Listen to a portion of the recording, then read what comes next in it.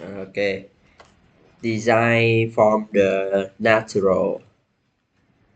Design from the natural.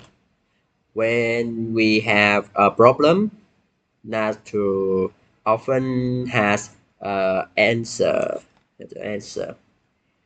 In a room at Stanford University, scientists have a problem with their robot.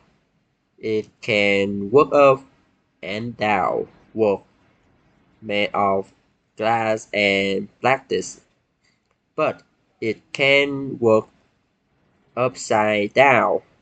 So today they have a gecko in the room and they are studying how it works.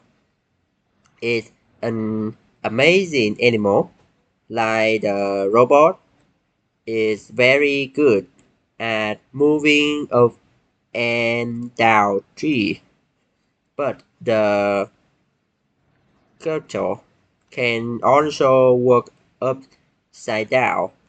In particular, the scientists are interested in the gecko feet.